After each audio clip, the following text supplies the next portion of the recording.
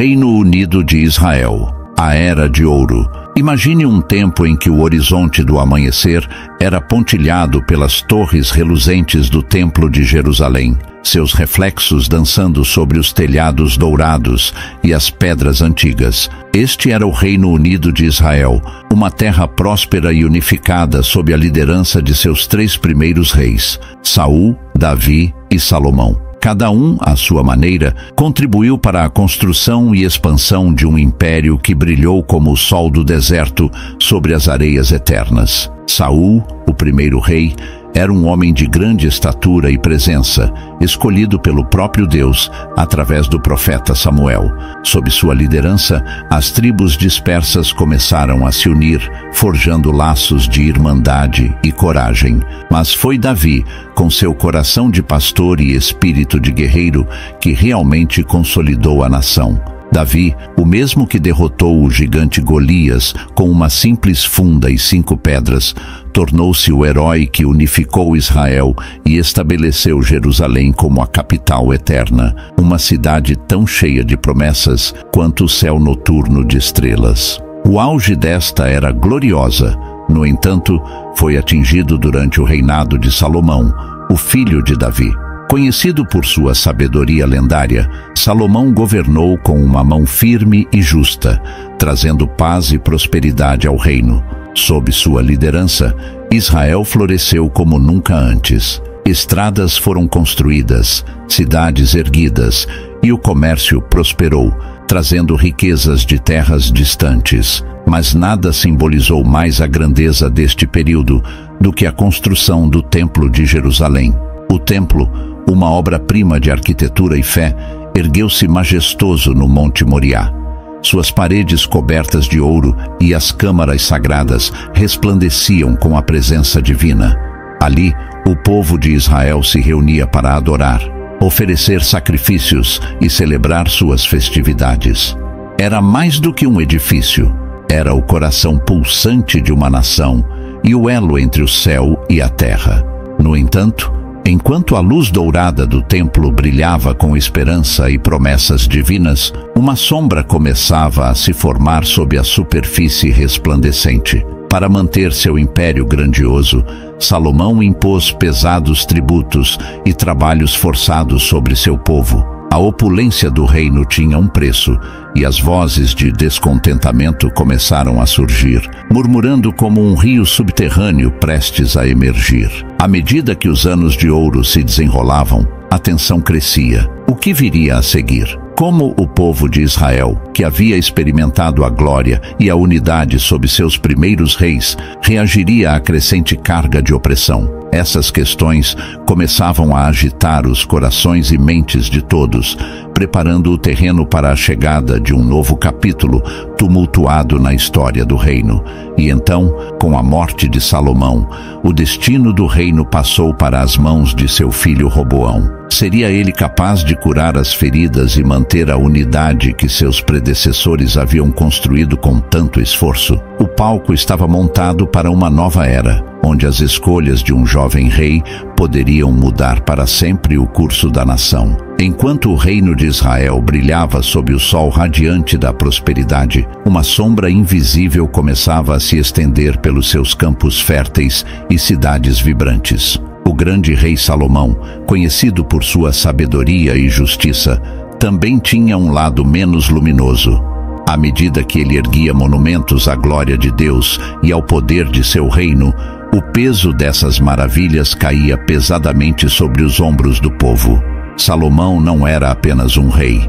Ele era um visionário com sonhos grandiosos que iam além do alcance de qualquer mortal comum.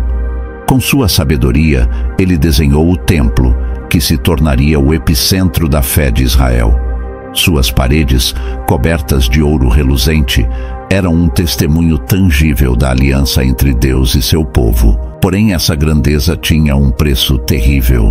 Para financiar suas construções monumentais e manter sua corte opulenta, Salomão impôs tributos exorbitantes e trabalhos forçados sobre as tribos de Israel. Imagine as vastas pedreiras e os canteiros de obras onde o suor dos trabalhadores se misturava à poeira que pairava no ar.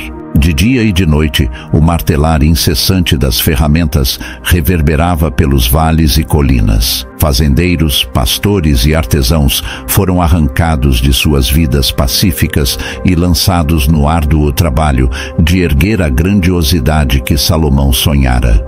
Para muitos, a construção do templo e dos palácios não era um ato de fé, mas uma sentença de labuta incessante.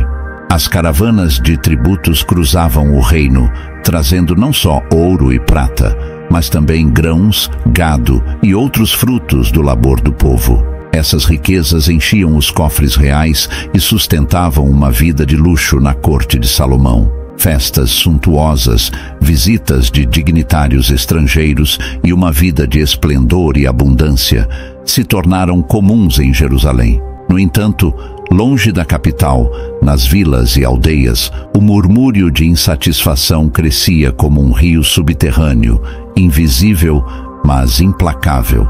Salomão, em seu trono adornado, cercado de sábios e conselheiros, estava talvez cego à crescente tensão. Seus olhos estavam fixos nos horizontes longínquos, onde planejava novas alianças e maiores construções. Ele acumulava esposas e concubinas de terras estrangeiras, cada casamento um pacto político destinado a fortalecer seu reino. Mas essas alianças traziam consigo não apenas segurança, mas também influências estrangeiras que começavam a corroer a pureza da fé israelita. Nas noites silenciosas, quando os cânticos de louvor ecoavam pelo templo, um vento frio parecia soprar pelas ruas de Jerusalém. Um vento que sussurrava sobre a inevitabilidade da mudança e o peso da opressão que poderia um dia romper os delicados laços que uniam as tribos de Israel. E então, quando a aurora trouxe a notícia da morte de Salomão, o reino se viu à beira de uma nova era. O trono de Israel não estava mais seguro. Ele agora passava para seu filho, Roboão, um jovem inexperiente diante de um mar de expectativas e descontentamento. Será que Roboão seria capaz de aliviar a carga que seu pai impusera? Ou será que ele mergulharia o reino ainda mais fundo no abismo da opressão? O palco estava preparado para a chegada do novo rei, e com ele, a possibilidade de mudanças profundas que poderiam redefinir para sempre o destino de Israel. O alvorecer de um novo dia trouxe consigo uma mistura de esperança e apreensão para o povo de Israel. Com a morte de Salomão, a coroa pesadíssima de um império dourado passou para as mãos de seu filho, Roboão. Como um jovem príncipe recém-coronado, Roboão estava prestes a descobrir que governar uma nação era muito mais do que simplesmente herdar um trono enfeitado de joias e promessas. Roboão, diferente de seu pai, não tinha a reputação de um sábio ou a aura de um guerreiro conquistador. Seu nome ecoava pelas ruas de Jerusalém, carregado de expectativas e incertezas. Enquanto a corte se reunia para sua coroação, uma nuvem de tensão pairava sobre a cerimônia, obscurecendo o brilho dos ornamentos reais e das vestes luxuosas. Os líderes das tribos, marcados pelo fardo dos tributos e das construções faraônicas de Salomão, estavam inquietos. Eles se perguntavam se Roboão seria o soberano que finalmente ouviria suas queixas e aliviaria a carga que pesava sobre seus ombros. Então, reunidos em Siquém, eles enviaram uma delegação ao novo rei, liderada por Jeroboão, um ex-aliado de Salomão que havia se exilado no Egito devido a desavenças com o antigo monarca.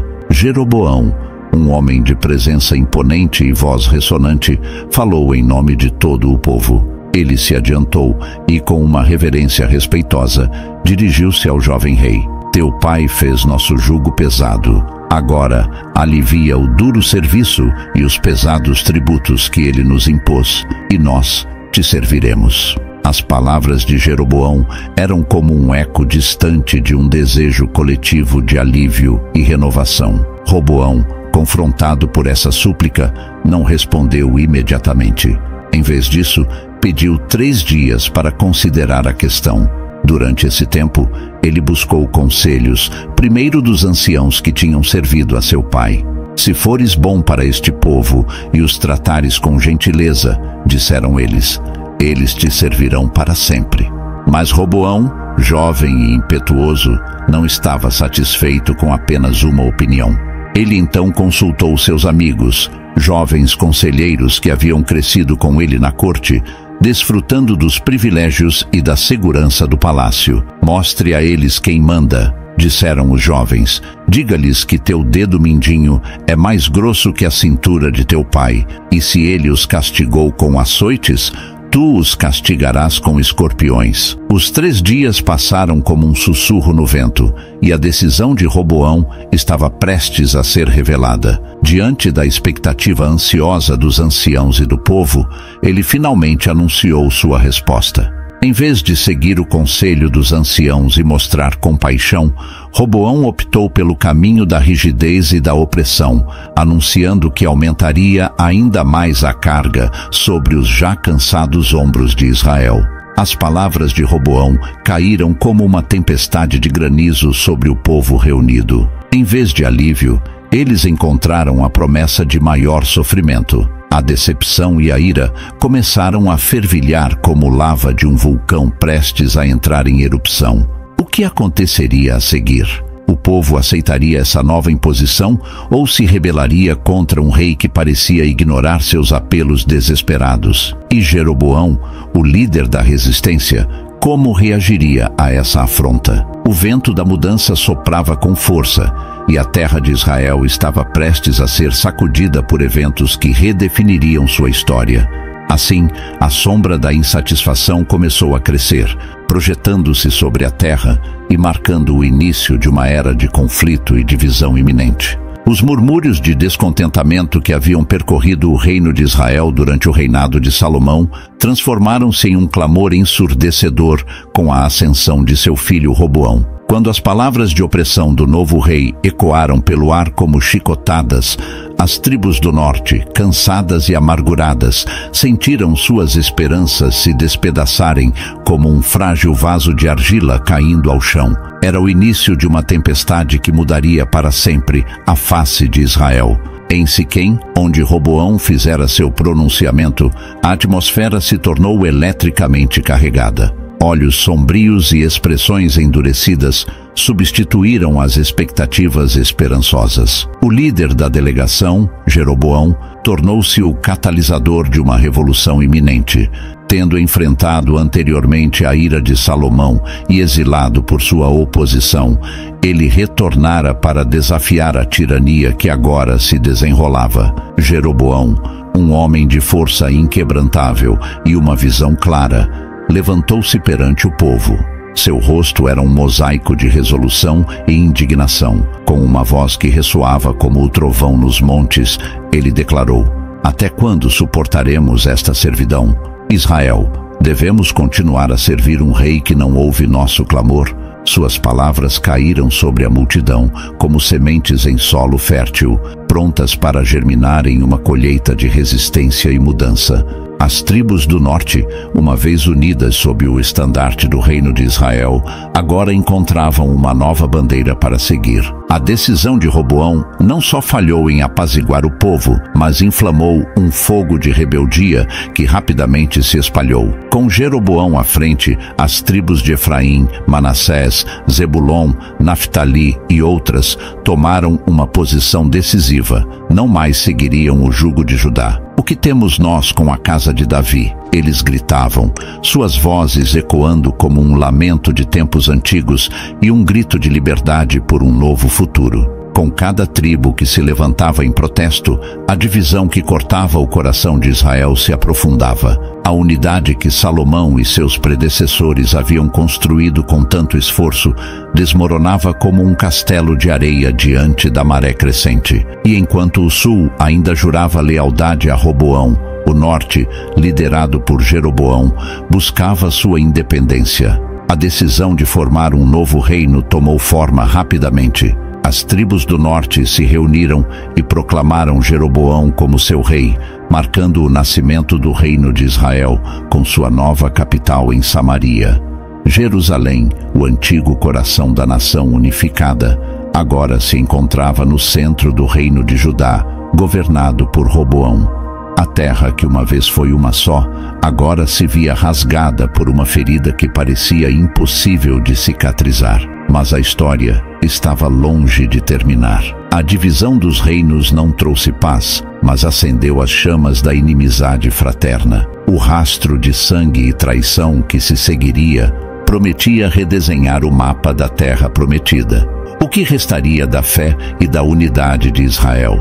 E como Roboão reagiria à rebelião que desafiava seu trono? Com o norte e o sul agora separados, a inimizade entre irmãos estava destinada a se intensificar. As vozes que uma vez cantavam em uníssono, agora gritavam em conflito. Assim, o destino de Israel balançava na balança, e as correntes da história preparavam-se para varrer os dois reinos em uma nova e turbulenta era. Nas colinas e vales da terra prometida, o som de trombetas e tambores ecoou, não como celebração, mas como um lamento pela unidade perdida. O reino de Israel, que antes se erguia majestoso sob um só estandarte, agora estava fragmentado em dois reinos distintos e rivais: Israel, ao norte, e Judá, ao sul. A separação, que havia começado como um grito de liberdade contra a opressão, transformou-se rapidamente em uma ferida aberta no coração do povo.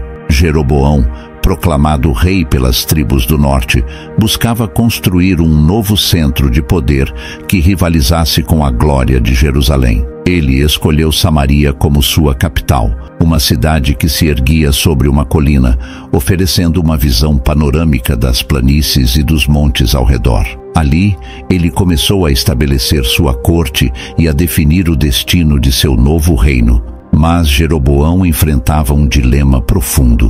Como poderia ele assegurar a lealdade de seu povo quando o coração espiritual de Israel, o templo de Jerusalém, ainda brilhava como um farol no reino de Judá? Ele temia que a peregrinação anual dos israelitas ao templo para adorar pudesse reacender suas antigas lealdades à casa de Davi. Com astúcia, Jeroboão decidiu romper completamente com Jerusalém, criando novos centros de culto em Betel e Dan. Ele ergueu bezerros de ouro, símbolos controversos que ecoavam a idolatria dos tempos de Moisés, e proclamou: "Estes são os deuses que te tiraram da terra do Egito." Esses novos altares eram mais do que meros lugares de adoração, eram afirmações de independência e soberania. As cerimônias e rituais que se desenrolavam diante desses bezerros dourados eram carregadas de simbolismo, representando um novo começo para as tribos do norte. No entanto, essa ruptura com a centralidade de Jerusalém e do templo também trouxe consigo um fardo pesado. Muitos em Israel viam essas mudanças com olhos suspeitos, temendo que sua fé estivesse sendo diluída e corrompida por influências estranhas. Enquanto isso, ao sul, em Judá, Roboão lutava para consolidar seu poder sobre o que restara do antigo reino unificado. Jerusalém, com seu majestoso templo ainda de pé, permanecia o coração pulsante da espiritualidade e identidade de Judá. Os habitantes de Judá se agarravam à sua herança e à promessa de que a casa de Davi continuaria a governar sobre eles. Porém, a segurança de Roboão estava longe de ser garantida. As tensões internas e as ameaças externas mantinham o reino em um estado de vigilância constante. Os dois reinos, agora como irmãos que se voltaram um contra o outro, encontraram-se em um estado de inimizade perpétua. A linha que os dividia não era apenas política, mas também cultural e espiritual. O orgulho e a rivalidade inflamavam as interações entre Israel e Judá, transformando cada disputa em um pretexto para o conflito. As fronteiras antes invisíveis agora estavam marcadas por postos de vigia e guarnições militares, símbolos da desconfiança que corroía a relação entre os dois reinos. Nas terras férteis de Israel e nas colinas sagradas de Judá, o cotidiano das pessoas comuns começou a mudar. Onde antes havia comércio e interações frequentes entre as tribos, agora havia barreiras e desconfiança. As famílias que tinham membros em ambos os reinos encontraram-se divididas, como se um grande abismo se abrisse entre eles. Era como se o rio Jordão, que outrora fora um símbolo de cruzamento e unidade, agora fluísse com as correntes turbulentas da divisão. E assim, os reinos de Israel e Judá seguiram seus próprios caminhos, cada um tentando reafirmar sua identidade e destino em um mundo cada vez mais fragmentado. Mas como seria o futuro de duas nações que compartilhavam um passado comum, mas agora se encontravam em lados opostos de uma brecha crescente? E como esses reinos rivais lidariam com as novas ameaças que surgiam, tanto internas quanto externas? À medida que as tensões aumentavam, a faísca da inimizade estava prestes a inflamar um conflito que reverberaria por toda a região. E com a influência de culturas estrangeiras começando a infiltrar-se nos dois reinos, novas forças e desafios estavam se aproximando, prontas para testar a força e a fé de Israel e Judá.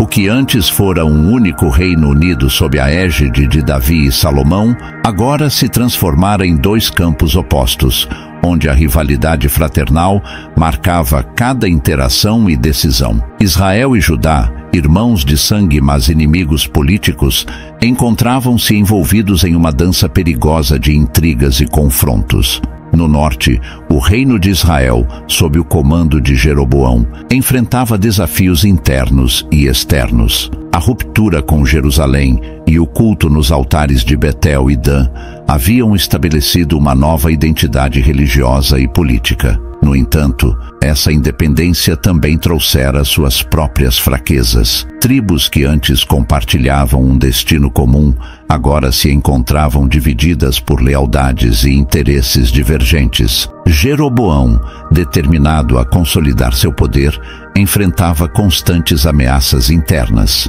As tribos do norte, enquanto se uniam sob sua bandeira contra o jugo de Judá, também se viam às voltas com disputas territoriais e rivalidades históricas. O equilíbrio delicado entre as tribos exigia um líder forte, capaz de navegar nas águas turbulentas da política interna e externa. Enquanto isso, no sul, o reino de Judá, liderado por Roboão e apoiado pela casa de Davi, enfrentava seus próprios desafios. A capital em Jerusalém continuava a ser um farol de esperança e unidade para o povo de Judá. No entanto, as fronteiras com Israel eram palco de conflitos e escaramuças constantes. As incursões militares e as disputas por recursos naturalmente ricos mantinham os exércitos de ambos os reinos em constante estado de alerta. A inimizade fraternal entre Israel e Judá não se limitava apenas às disputas territoriais.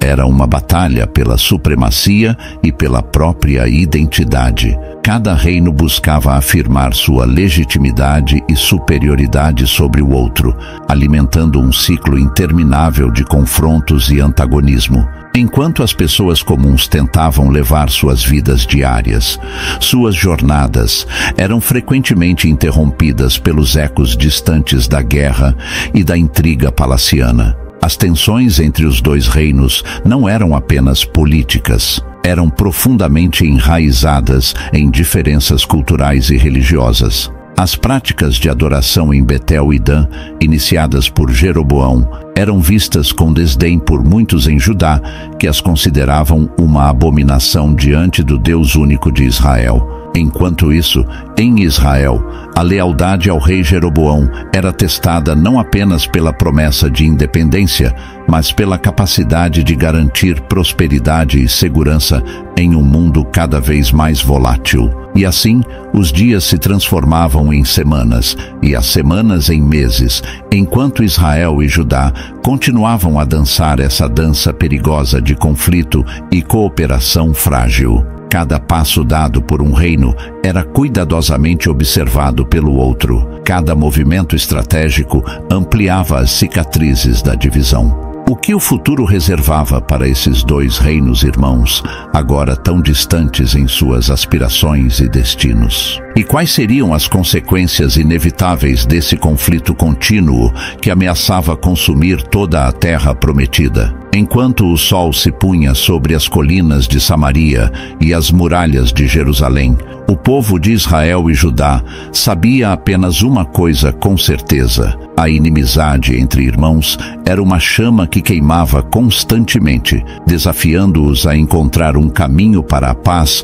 ou a aceitar o destino de uma guerra interminável. Durante o período de divisão dos reinos de Israel e Judá, a influência das culturas estrangeiras se tornou uma força poderosa que moldou profundamente a vida religiosa e social dos dois povos. Em busca de alianças políticas e econômicas com nações vizinhas, os líderes dos reinos muitas vezes comprometeram a integridade espiritual ao permitir a introdução de práticas e deuses estrangeiros nas terras de Israel e Judá. No Reino do Norte, Israel, o culto a Baal e Astarote tornou-se prevalente, com altares e templos erguidos em honra dessas divindades pagãs. Os sacerdotes locais, influenciados por políticas de realpolitik, promoviam uma forma diluída de adoração que mesclava elementos da fé monoteísta com rituais e festividades pagãs. Essa mescla não apenas enfraqueceu a pureza da adoração a Yahweh, mas também fragmentou a identidade espiritual do povo, levando a conflitos internos e uma crise de consciência sobre qual caminho seguir. Em Judá, o Reino do Sul, a situação era igualmente complexa. Embora Judá se agarrasse à capital espiritual de Jerusalém e ao templo como símbolos de sua fé, a influência estrangeira também se infiltrou nas práticas religiosas. A busca por alianças e segurança levou à concessão de espaços para deuses estrangeiros em território sagrado, comprometendo a exclusividade da adoração a Yahweh. A situação gerou uma tensão palpável entre aqueles que defendiam a pureza da fé e aqueles que viam nas alianças estrangeiras uma medida de segurança e prosperidade. Essa influência estrangeira não apenas preparou o terreno para futuros conflitos internos e invasões, mas também serviu como uma lição amarga sobre as consequências espirituais de comprometer os princípios fundamentais da fé. Em resposta à crescente corrupção espiritual e moral causada pela influência estrangeira, surgiram profetas cujas vozes se ergueram como clarões de luz na escuridão. Elias, um dos profetas mais emblemáticos de Israel, destacou-se não apenas por seus milagres e confrontos dramáticos com os profetas de Baal, mas também por sua incansável devoção ao Deus de Israel. Seu desafio no Monte Carmelo, onde o fogo divino consumiu seu sacrifício, não apenas restaurou a fé vacilante do povo, mas também reafirmou a soberania de Yahweh sobre todas as outras divindades. Em Judá, Isaías emergiu como uma figura profética de renome. Suas visões transcendentais não apenas denunciaram as injustiças sociais e a corrupção espiritual que permeavam Jerusalém, mas também ofereceram uma visão de esperança e renovação. Isaías profetizou não apenas sobre o julgamento iminente de Deus, mas também sobre a vinda de um Messias que traria salvação não apenas para Israel,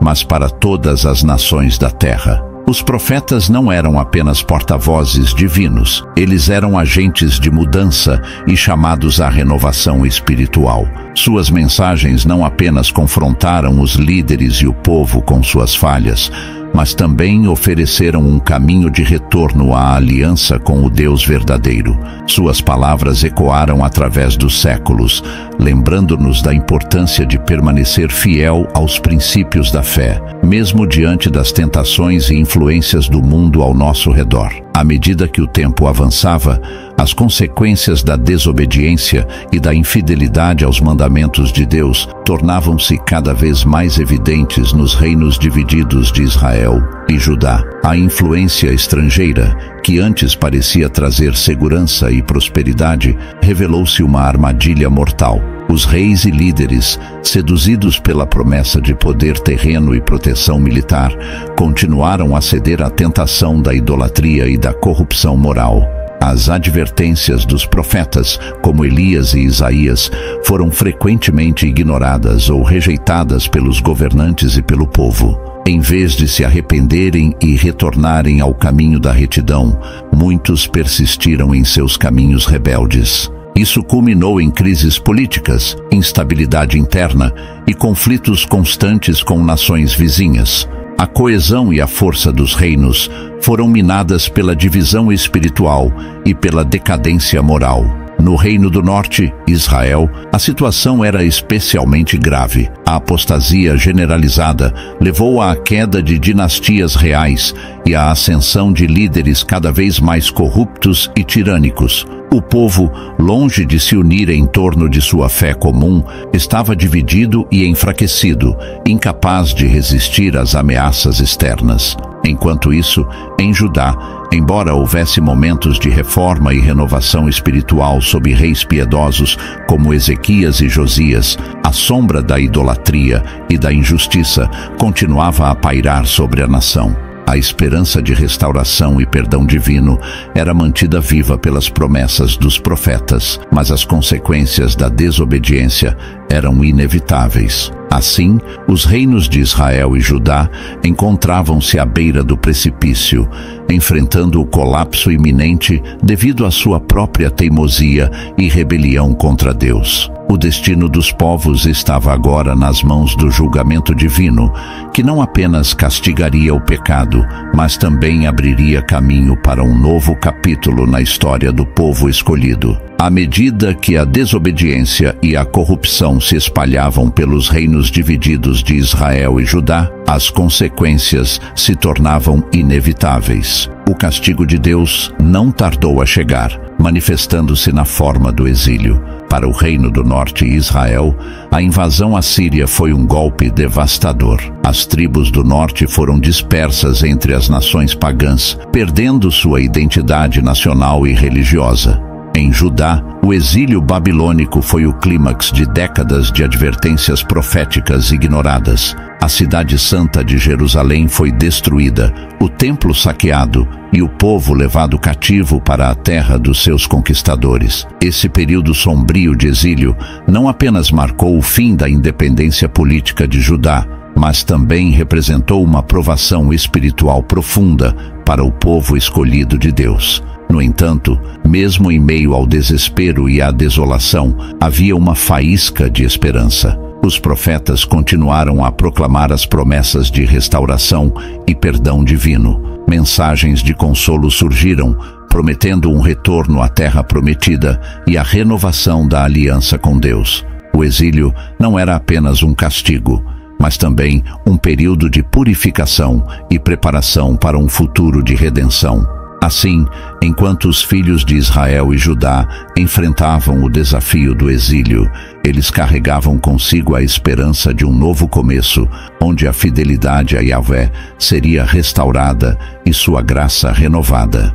O caminho para a reconciliação com Deus estava pavimentado com sofrimento e arrependimento, mas também com a promessa de um retorno triunfante à terra da promessa. Imagine um povo que, ao longo da história, enfrentou crises devastadoras, alianças perigosas e uma profunda crise de identidade. Os reinos de Israel e Judá não são apenas capítulos antigos de um livro distante. Suas jornadas de fé, queda e redenção ressoam profundamente até os dias de hoje. A história deles é uma poderosa lembrança dos perigos da infidelidade e da esperança eterna que surge mesmo nas horas mais sombrias. Enquanto percorremos os desafios enfrentados por esses dois reinos, podemos nos identificar com suas lutas e suas aspirações. Podemos ver como as escolhas de buscar segurança e prosperidade em deuses estrangeiros e práticas corruptas